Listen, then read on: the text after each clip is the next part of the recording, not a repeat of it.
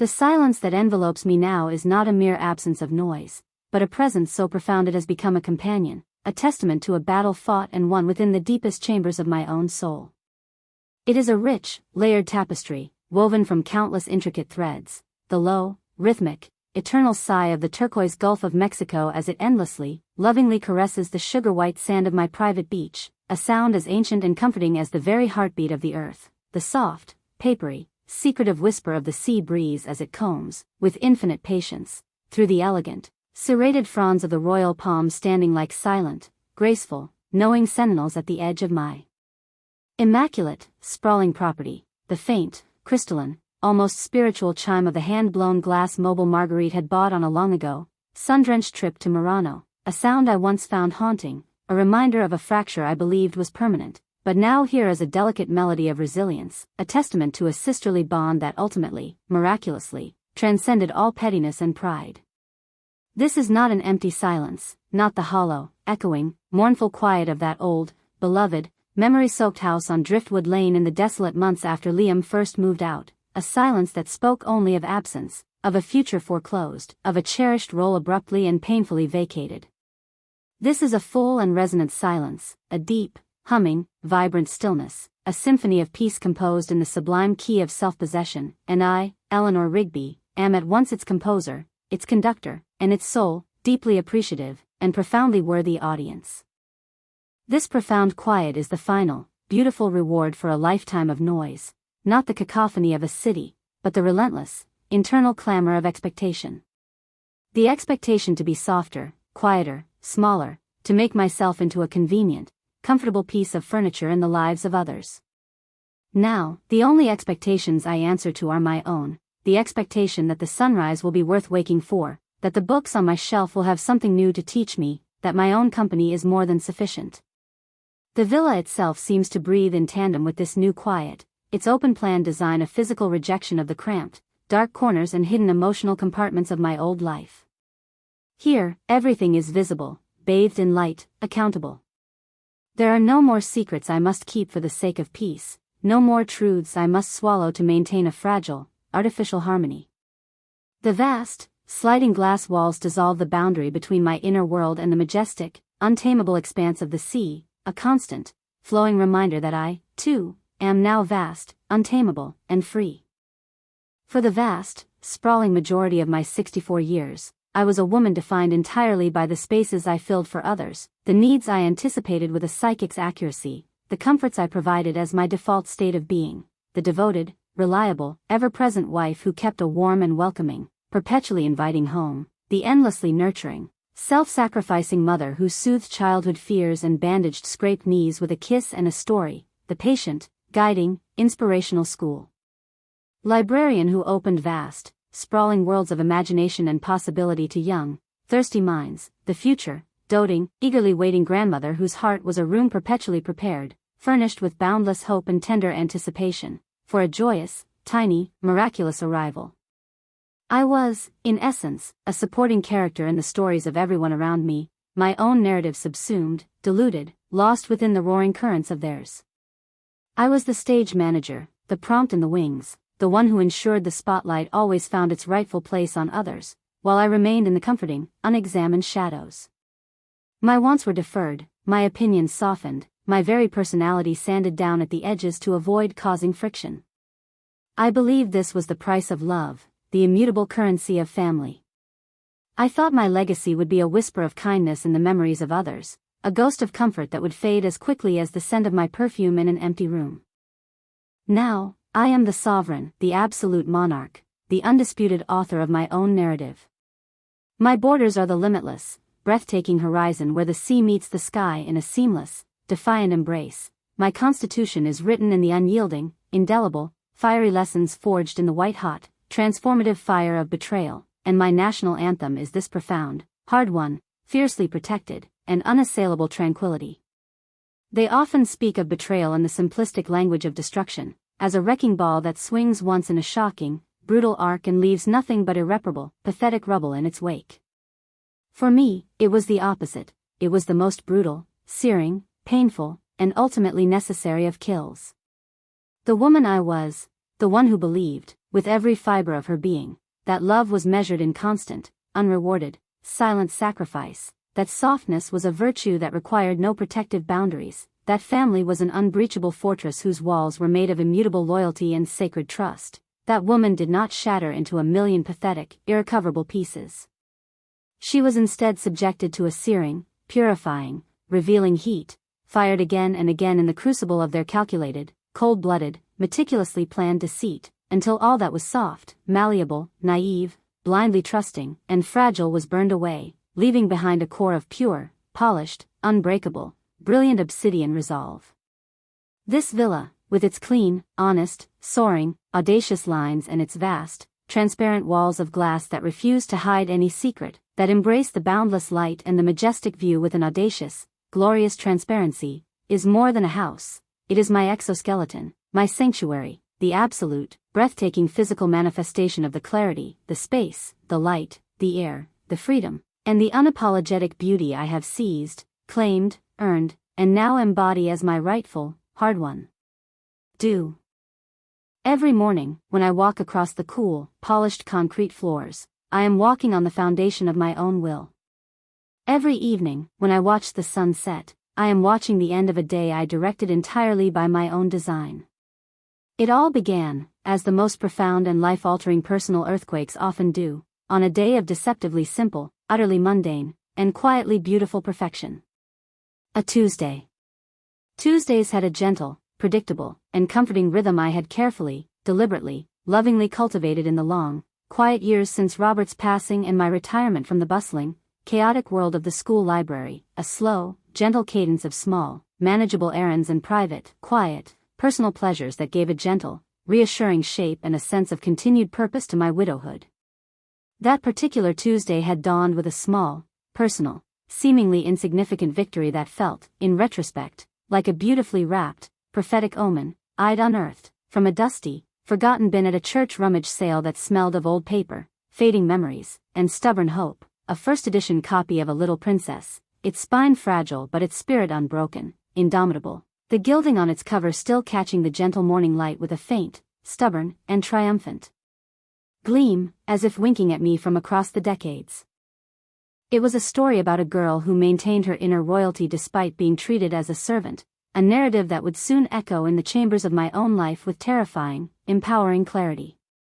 Stepping outside into the soft, promising morning air, the jasmine I'd planted by the back door, a tender, vulnerable cutting from my mother's own glorious, celebrated garden, had chosen that very morning to unleash its most potent, intoxicating, almost overwhelming fragrance, a sweet, heavy, sensuous, almost oppressive scent that seemed to coat the very air I breathed, promising a world of hidden, sensual delights and fragrant mysteries just beyond my reach. My destination was the somber, oak-paneled, hushed, reverent sanctum of Henderson and Shaw, a place that smelled distinctly of lemon polish, old, rich, cracked leather, and the sealed, final, irrevocable fates of generations, where I was to finalize the last, melancholy, administrative paperwork for my estranged sister Marguerite's estate.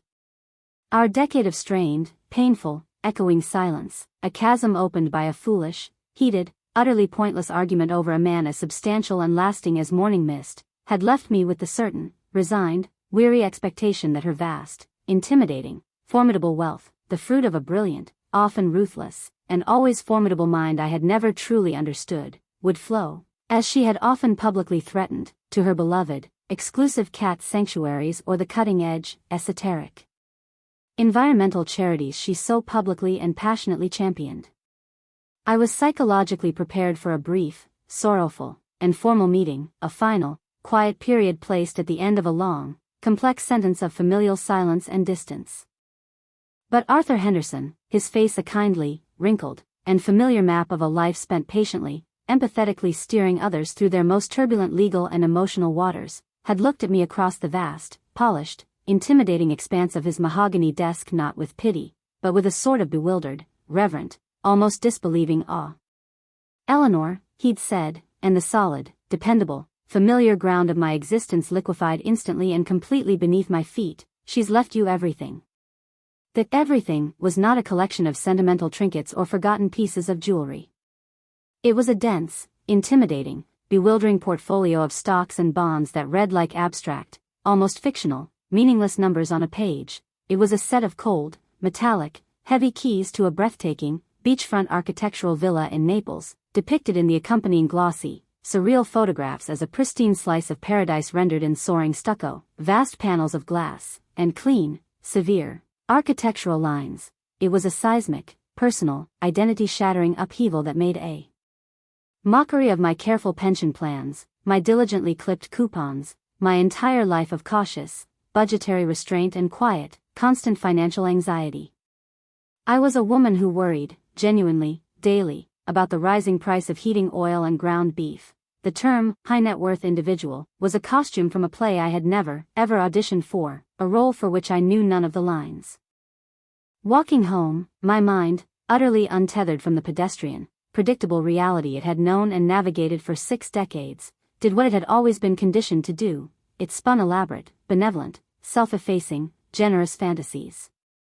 I saw myself as the deus ex machina, the fairy godmother descending not from a pumpkin coach, but from the dry, legalistic, unemotional pages of a last will and testament, to solve all of Liam's financial frustrations and professional disappointments in one grand, sweeping, miraculous gesture, to fully fund his long-harbored, whispered dream of an artisan brewery, to finally buy Bianca's brittle, conditional approval and silence her constant, subtle, wounding criticisms with the glittering, irresistible promise of a modern, safe, and undoubtedly expensive new house, to purchase, once and for all, my own lasting, indispensable, necessary value in their eyes with this sudden, shocking, and utterly overwhelming, alien currency. I imagined the look on their faces, the tears of gratitude, the hugs that would finally feel unforced and true. I pictured Christmases here, in this very house, but renovated, expanded, filled with the laughter of a grandchild I could spoil rotten. In my naivete, I believed wealth was a bridge, a tool to finally cross the emotional distance that had grown between us. I did not yet understand it could also be a chasm, a spotlight, a test of character that my own flesh and blood would fail in the most spectacular, soul-crushing way. The memory of what transpired next is not a scar tissue that aches in certain weather. It is the foundational, unshakable, impervious granite upon which I have rebuilt my entire world, the absolute, non-negotiable bedrock of my new, forged, triumphant self. I turned onto the familiar, comforting, gentle curve of Driftwood Lane, my heart a fluttering, foolish, trapped bird beating wildly, desperately against the cage of my ribs, my hand clenched so tightly around the small, robin's egg blue box from the Gilded Finch, the town's most exquisite and idiosyncratic antique shop, that the cardboard edges dug sharp, painful crescents into my palm. Inside, nestled on a bed of plush, midnight, profound velvet, was a seashell-shaped silver rattle, each delicate, intricate, perfect swirl and perfect curve a silent, shining testament to the anonymous silversmith's sublime, patient art, an object of pure, unadulterated, and terribly, terribly vulnerable, naked hope. And then I saw it, the living room window, my window, was thrown wide open. The floral chintz curtains I had painstakingly sewn myself during a long, lonely, and desolate winter after Robert died, each stitch a quiet, desperate, lonely prayer for a future that felt dim and uncertain, were billowing out into the gentle, indifferent spring air like flags of surrender. It was a tiny, seemingly insignificant, almost invisible detail, a single, loose thread pulled from the tightly woven, familiar, comforting tapestry of my day.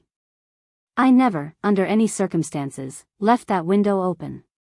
The salt-laden, damp, destructive Atlantic air was a voracious, invisible, relentless enemy, perpetually yellowing the precious, irreplaceable pages of my beloved books, warping their covers, stealing the very words and worlds I held most dear. It was that single, wrong, dissonant, alarming detail that made me pause on my own worn, familiar front step, my key hovering a mere, trembling inch from the lock, the glorious, life-changing news of my transformation poised on the very tip of my tongue. And then I heard it. Bianca's voice, but a version I had never, ever been meant to hear, stripped entirely of its saccharine, girlish, manipulative cadence, its performative warmth and calculated, weaponized fragility. This was her true, unvarnished, core voice, metallic, pragmatic, dispassionate, and as cold and sharp and sterile as a surgeon's scalpel.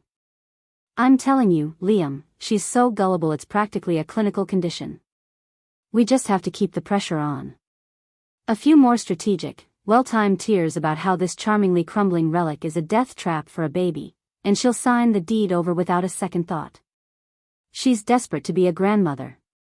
It's her entire, pathetic, defining identity. In that instant, the world did not end, it simply sharpened to a fine, excruciatingly painful, and hyperreal point. Every color intensified to an almost unbearable, surreal, hallucinatory vividness. The green of the hydrangea leaves became a shocking, neon, almost violent emerald, the blue of the clear spring sky a deep, profound, and unforgiving, judgmental cerulean. The mundane, comforting, everyday sounds of the neighborhood, a distant lawnmower, a child's joyful, carefree shout, faded into a dull, meaningless, background hum. Moving with a preternatural, panther-like stealth I didn't know I possessed, I became a phantom, a ghost, a voyeur in my own life, slipping soundlessly into the deep, lush, concealing cover of the hydrangea bush beside the window, its large, showy, oblivious blooming heads a perfect, natural, fortuitous shield. And I saw it. The matinee performance was over. Bianca was standing by the sofa, not as the vulnerable, weary, pale mother-to-be, but as a bored, impatient stage manager after a particularly tedious and unsuccessful show.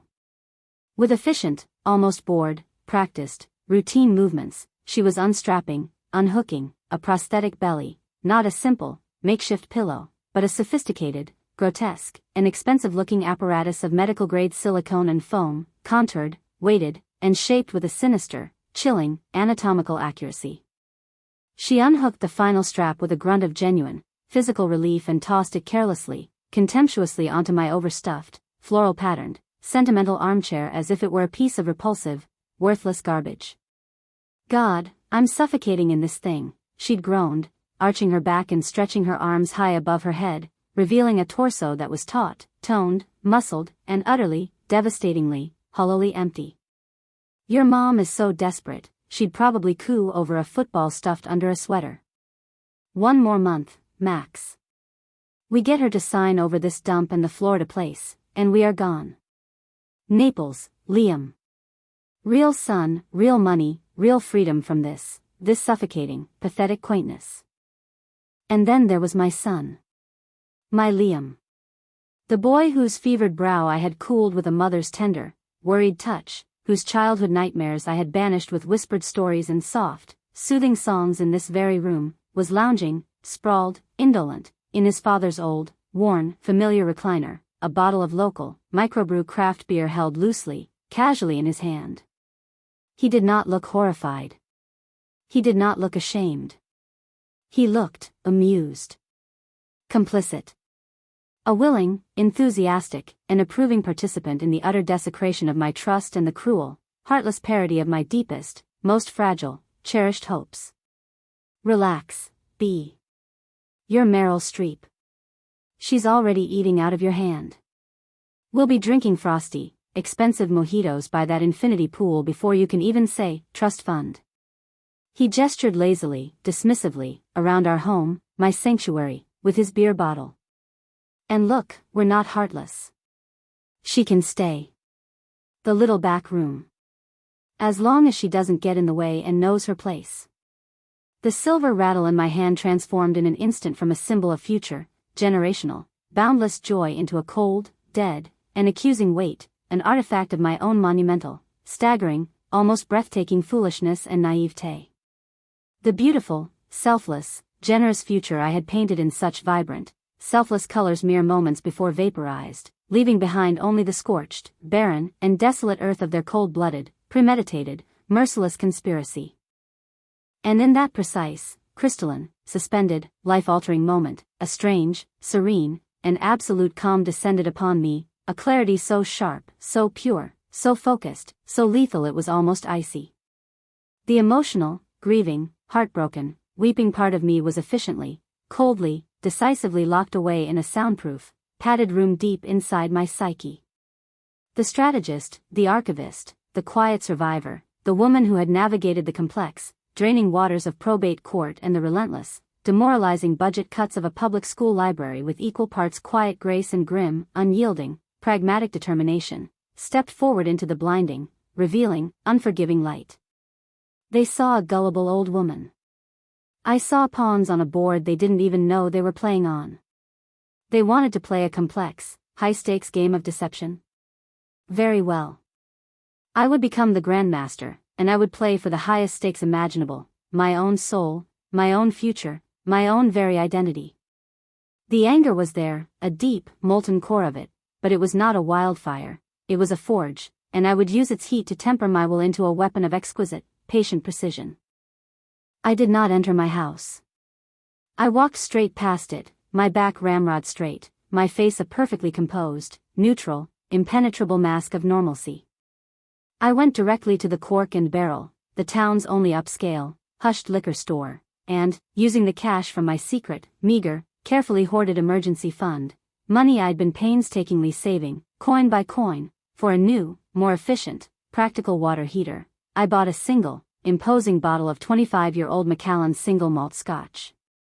It was the specific bottle Liam would linger over, covetously, longingly, in glossy, aspirational magazines, a symbol of the life of effortless, entitled luxury he felt he was owed, a trophy for a success he had never truly worked to earn, a prize for simply existing, for being. The irony was a dry, complex, and profoundly satisfying flavor on my tongue, a secret I would savor. When I finally crossed my own threshold, I was the very picture of artless, breathless, slightly overwhelmed, girlish, naive joy. I performed the role of the ecstatic, newly wealthy, slightly dizzy, vulnerable heiress to absolute, award-winning perfection, laying out the tantalizing, irresistible bait of the villa, the stocks, the everything, with wide-eyed, guileless, trusting wonder, watching their faces transform, their eyes glazing over with a pure, voracious, and naked, undisguised hunger that was, in its own horrifying, revealing way, the most honest thing I had seen from them in years. Then, with the flawless, impeccable, masterful timing of a seasoned playwright building to the first act curtain, I introduced the complication, the delicious, cunning twist in the tale. I invented, whole cloth, from the silent, furious depths of my imagination, Marguerite's eccentric, old-fashioned, and utterly non-negotiable clause, the mandatory, legally binding, unassailable requirement for a court-admissible, legally witnessed DNA test to secure the entire, vast, life-changing inheritance for the pure, verifiable, uncontested, legitimate bloodline. I watched the color drain from Bianca's face with theatrical, almost comical, breathtaking swiftness, saw the blood leave her lips, witnessed Liam's excited, greedy, boyish grin stiffen, freeze, contort into a rigid, terrified, helpless rictus of pure, unadulterated, stomach-churning panic. The leash of their own bottomless, defining, all-consuming greed was now firmly, unbreakably, in my hand, and I gave it a gentle, unyielding, and supremely, deeply, personally satisfying tug. I saw the frantic calculations behind their eyes, the desperate search for an exit that did not exist. They were trapped in the gilded cage of their own making, and I had just thrown away the key. The following months were my masterpiece, my magnum opus, a meticulously composed, beautifully orchestrated symphony of psychological warfare played in a deceptively gentle, soothing, minor key of cloying, smothering, oppressive maternal concern. I became an undisputed virtuoso of their daily, mounting, cumulative discomfort. I initiated what I privately, wryly, bitterly called Project Prenatal Purity, citing, with a solemn, unblinking face, Marguerite's well-documented, groundbreaking, pioneering research into the emerging, critical field of epigenetic nutrition. I ruthlessly, systematically, mercilessly cleared the pantry of anything processed, flavorful, or enjoyable and subjected them to a relentless, unforgiving, soul-destroying gauntlet of culinary horrors, steamed dandelion greens, bitter and limp as wet, forgotten newspaper, poached, bland, flaky whitefish, skin on, floating in a tasteless, tepid, murky broth that smelled unmistakably, nauseatingly of the sea at low tide, glutinous, glue-like quinoa porridge studded with unsweetened, fermented foul berries that smelled sharply, unpleasantly, persistently of vinegar and profound, deep regret. I would sit with them at the familiar, scarred kitchen table, consuming the same bland, punishing, joyless, penitential food with a beatific, unwavering, serene, maddening smile, watching the genuine, physical nausea twist and contort Bianca's beautiful, carefully maintained, vain features as she fought, gagging, shuddering, to force down another treacherous, awful, disgusting mouthful. You must think of the baby's future, dear, I'd murmur, my voice a silken, unbreakable, ever-present, punishing lash. Every single nutrient, every vitamin, is a crucial, indispensable brick in the unshakable foundation of a truly brilliant, agile, formidable mind. A mind that will one day be tasked with managing a significant, complex, and demanding international inheritance. Next, I targeted their fragile, newfound, precarious autonomy. Liam, I said, finding him scrolling mindlessly, endlessly through job sites with a faint, flickering, dying light of ambition in his eyes, that call center, all that stress, all that corrosive, negative, toxic energy from frustrated, angry, anonymous customers. It creates a toxic, acidic, poisonous, dangerous environment for the baby's developing, delicate, impressionable psyche. Bianca needs a zen den, a sanctuary, a womb-like, silent retreat, not a domestic pressure cooker. Your job is here now. Your calm, supportive, physical presence is the most valuable currency we have. Mom, we have bills, he argued, weakly, pathetically, but the fight was already leaving him, the siren song of subsidized idleness and the glittering, hypnotic promise of future, unimaginable, effortless wealth too seductive, too powerful, too all-consuming to resist. Bills? I laughed, a light, tinkling, artificial, calculated sound like delicate, mocking wind chimes that I knew masked a core of chilled, hardened steel. Soon, you'll be lighting expensive, imported cigars with $100 bills for fun. Quit. Consider it a prenatal, paid, extended paternity leave. I'll provide a modest, basic, controlled stipend from my pension. Your new, sacred, sole vocation is prenatal support. Foot rubs. Reading aloud. Creating a hermetic, protective, impenetrable bubble of perfect, absolute serenity. Within 48 short, decisive hours, he was officially, gleefully, recklessly unemployed. By surgically, decisively, irrevocably severing their financial independence, I transformed them into my pampered, dependent, trapped prisoners, utterly and completely reliant on my meager, controlled pension for every tank of gas, every foolish, overpriced latte, every new, frivolous tube of lipstick. I required itemized receipts and detailed, handwritten, humiliating explanations for every single cent, claiming, with a straight, unreadable face, that it was necessary for the estate's ongoing, rigorous, exhaustive liquidity assessment and mandatory, invasive financial audit. I then turned our beloved, memory-filled, ghost-haunted family home into a gilded, luxurious, comfortable prison of my own meticulous, cruel, ingenious design. I instituted mandatory, daily, protracted, interminable, cognitive calibration sessions, where I would read aloud from Kierkegaard's densest, most impenetrable, existential prose or directly from the mind-numbing, labyrinthine, soul-deadening U.S. tax code for 2-hour, uninterrupted, torturous stretches, my voice a relentless, droning, soul-crushing river of pure, unadulterated tedium. I banned, outright, strictly, all overstimulating media, no loud music, no fast-paced television shows, no violent, flashy, immersive video games. The house, once filled with the warm, chaotic, and comforting, lived-in energy of a life fully lived, became a silent, oppressive, airless, joyless museum dedicated to the slow, grinding, inexorable wheels of my benevolent, smiling, absolute tyranny. I saw the hot, bright, searing, murderous resentment glowing in their eyes like smothered, dangerous, bubbling coals, but their greed, their breathtaking, defining avarice, was a powerful, constant, reliable bellows, keeping the flames contained, banked, and controlled. They were playing the long, patient, strategic game, and so was I. But my game had a much more satisfying, beautifully permanent, and utterly final, devastating endgame. I was not merely their warden, I was their mirror, forcing them to gaze, day after endless day, at the reflection of their own shallow, avaricious souls.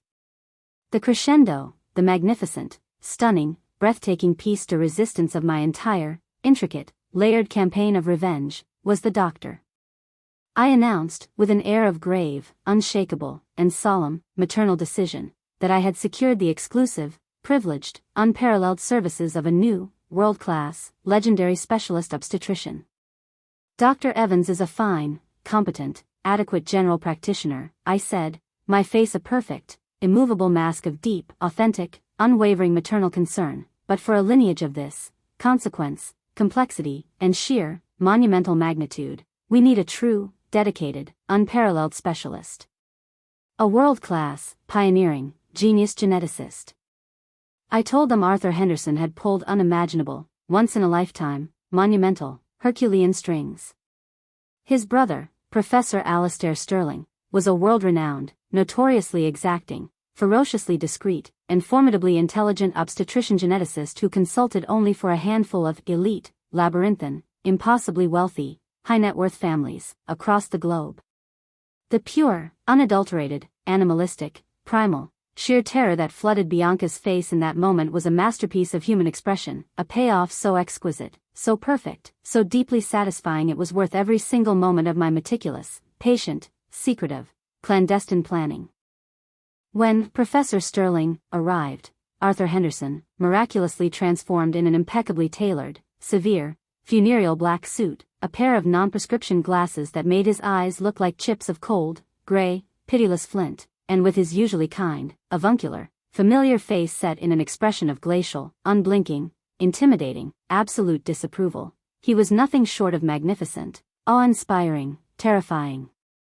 He didn't carry a traditional, comforting medical bag, he carried a sleek, intimidating, ominous, leather-bound portfolio that seemed to contain the absolute, unforgiving, final, judgmental weight of the law itself. He didn't examine her, he didn't even approach her. He simply held a private, devastating, informal, terrifying court of inquiry in my suddenly very small, shabby, inadequate living room. I have conducted a preliminary, thorough, exhaustive review of all available medical records, cross-referenced meticulously with a national, comprehensive, authoritative database, he intoned, his voice echoing, booming, judgmental in the tense, suffocating, thick, pregnant silence of the room.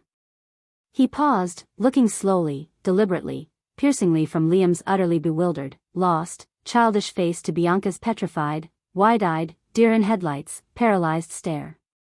There appears to be a significant, and deeply troubling, frankly inexplicable, monumental anomaly. A clear, unambiguous, damning record from a private, discreet, out-of-state clinic in Cleveland, dated 5 years ago. A laparoscopic procedure that, according to the explicit and detailed, incontrovertible surgical notes, would render a subsequent, natural, unassisted pregnancy, a statistical improbability bordering on the medically miraculous.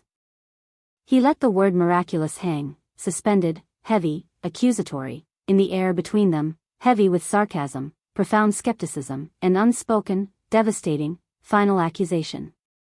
He then snapped his portfolio shut with a sound that was as sharp, clean, and final as a guillotine. I cannot, in good conscience or professional integrity, put my name to this case without a full, transparent, and immediate accounting of this glaring, unresolved, potentially fraudulent discrepancy. Good day. He left, and the silence he left behind was more explosive, more destructive, more final, more absolute, than any shouted, slamming door, physical argument could ever have been. It was the sound of a dream imploding, a conspiracy unraveling at the seams. That night, the fragile, rotten, insubstantial, pathetic facade of their relationship crumbled, instantly, completely, into irredeemable, fine, worthless dust. The hissed, venomous, seething, hate-filled accusations from behind their slammed, trembling bedroom door quickly escalated into a full-blown, volcanic, cataclysmic, relationship-ending eruption that rattled the pictures on the walls and shook the very foundations of the house I had shared with my husband. You fool. He knows. Your mother set this whole thing up. It's over.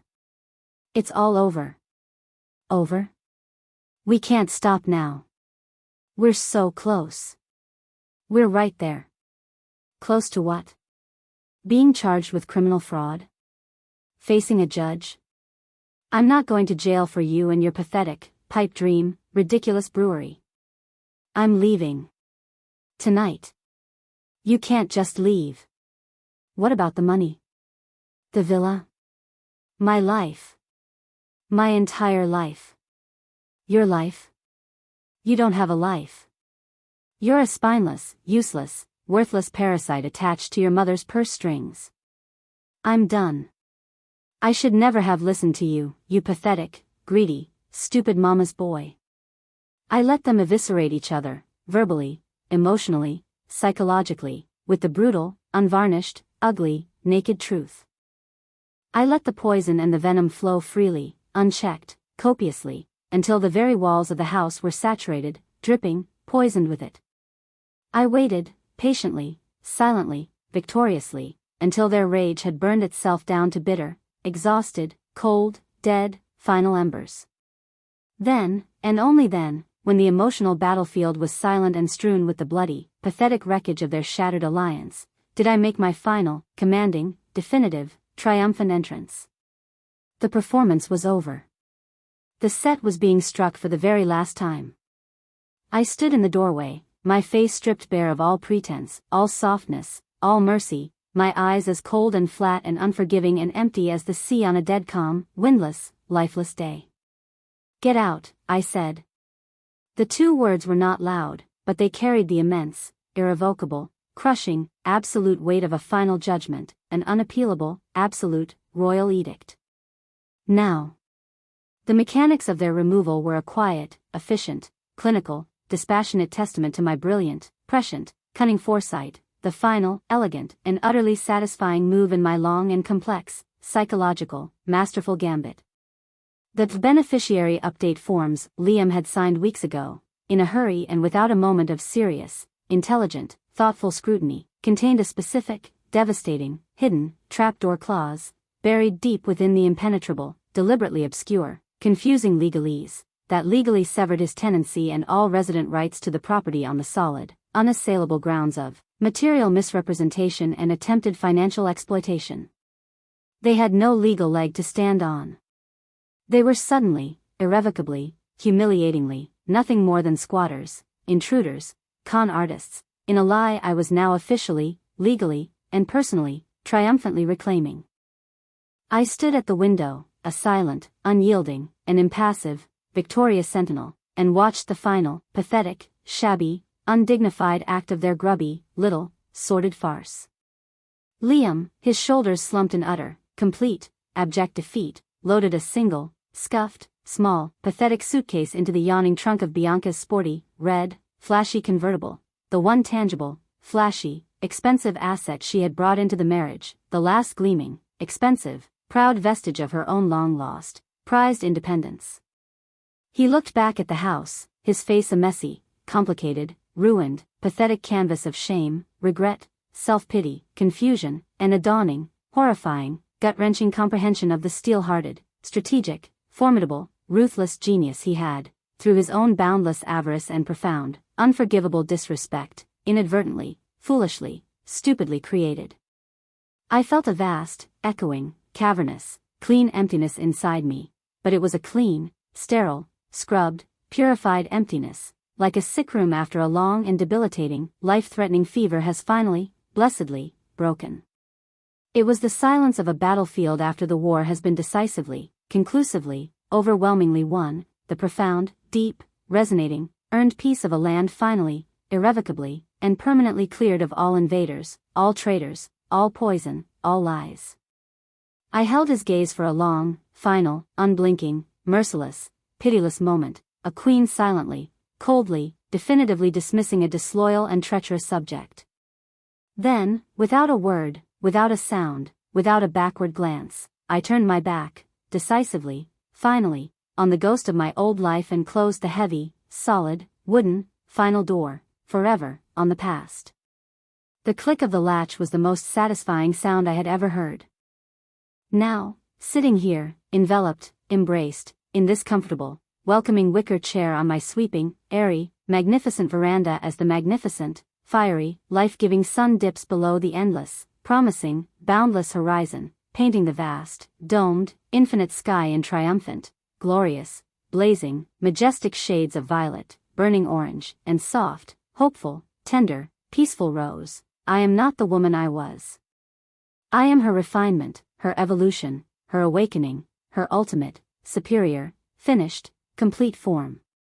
The silver rattle sits on a shelf in my sunlit, airy, peaceful study, not as a reminder of a dream that died, but as a polished, gleaming, proud trophy from a war I won not with weapons or screams, but with my wits, my patience, my intelligence, my resilience, and my unbreakable, formidable will.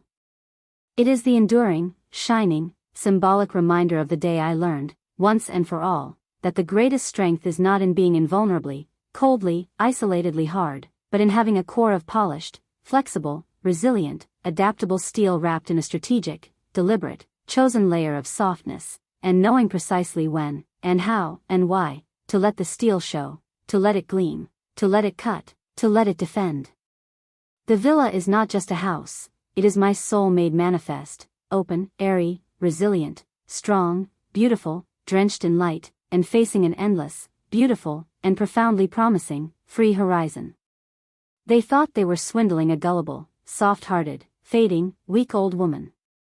Instead, they became the unwitting, clumsy, foolish midwives at the difficult, painful, bloody, necessary birth of Eleanor Rigby, the master alchemist who took the base, worthless, leaden metal of their betrayal and forged it, through searing heat and immense, crushing pressure, into her own personal, radiant, lasting, triumphant golden age.